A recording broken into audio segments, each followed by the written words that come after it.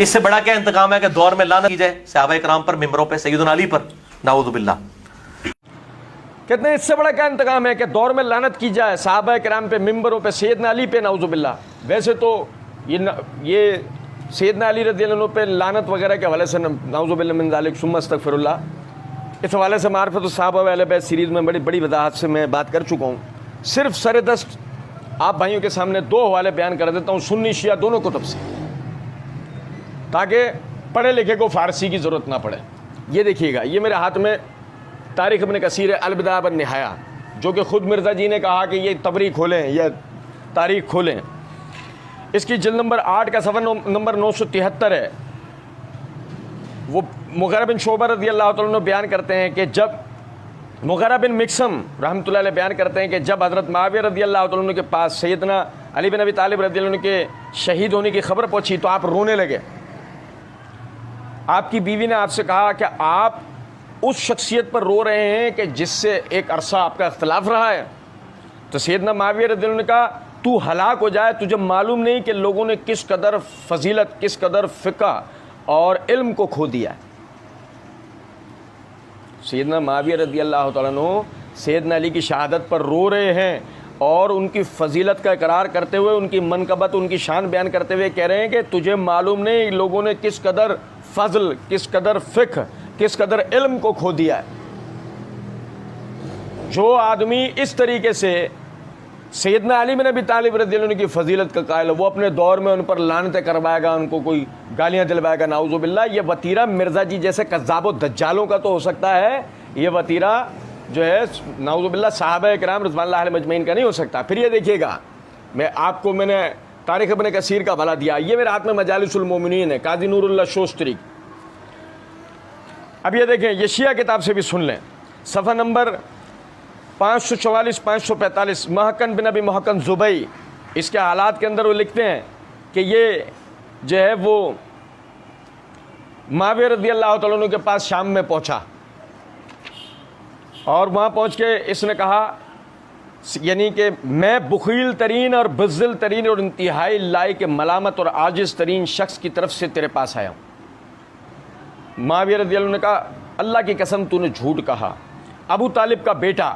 ہرگز بخیل نہیں ہے، اگر اس کے پاس ایک کمرے میں سونا بھرا ہوا ہو اور دوسرے کمرے میں بھوسا بھرا ہوا ہو تو بھوسا ختم کرنے سے پہلے علی سونا ختم کر دے گا۔ اور یہ بھی سن، علی ہرگز بزدل نہیں ہے، آج تک علی سے بڑا بہادر چشم فلک نے نہیں دیکھا،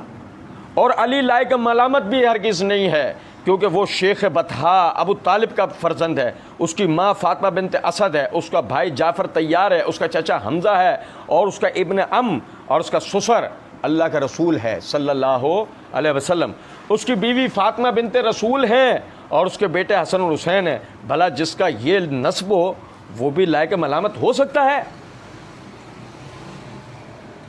صفحہ نمبر 548 549 دیکھ لیجئے،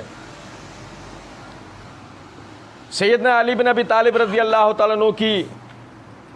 زرار بن زمرہ النحشلی سے سیدنا علی بن ابی طالب رضی اللہ عنہ کی منقبت سنانے کے لیے معاویہ رضی اللہ تعالیٰ عنہ نے کہا کہ میرے سامنے سیدنا علی کی منقبت بیان کرو۔ آدمی، میں کہا کرتا ہوں، آدمی بے شرم نہیں ہونا چاہیے، بس بات ہے یہ، آدمی بے شرم، بے غیرت، اور اس سے بڑھ کر پتہ ہے کیا، مقلد نہیں ہونا چاہیے، بات مقلد نہیں ہونا چاہیے۔ آدمی اندھے بہرے لنگڑے لولوں کی طرح مرزا کی تقلید کر رہا ہے، تحقیق کرے تو اس کو پتہ لگے کہ سیدنا معاویہ رضی اللہ عنہ کے لیے یہ الزام دھرنا کہ وہ سیدنا علی کے اوپر نعوذ باللہ کو لعنت ملامت کراتے تھے، وہ تو سیدنا علی رضی اللہ عنہ کی اتنی زبردست فضیلت کو بیان بھی کرتے ہیں، قائل بھی ہیں، سنتے بھی ہیں۔ آپ دیکھیں، جب کہا گیا کہ فضیلت بیان کرو تو فضیلت بیان کرنے والا فضیلت بیان کرتا ہے۔ آپ دور اندیش اور طاقتور شخص تھے، آپ کے ہر جانب سے علم پھوٹتا تھا اور زبان سے حکمت جاری ہوتی تھی، دنیا اور اس کی زینت سے وحشت محسوس کرتے تھے اور تاریکی شب سے مانوس تھے۔ وہ طویل الفکر تھے، مسلسل رونے والے تھے، انہیں موٹا لباس اور جھوٹا موٹا کھانا پسند تھا۔ وہ ہم میں ہماری جیسے ایک فرد کی طرح رہتے تھے، جب ہم ان کے پاس جاتے تو وہ ہمیں اپنے قریب بٹھایا کرتے تھے، اور جب ہم انہیں بلاتے تو وہ ہمیں جواب دیتے تھے، اور ان کے قریب ہونے اور ان کی قربت کے باوجود بھی ہم ان کی عظمت کی وجہ سے ابتدا نہیں کر سکتے تھے،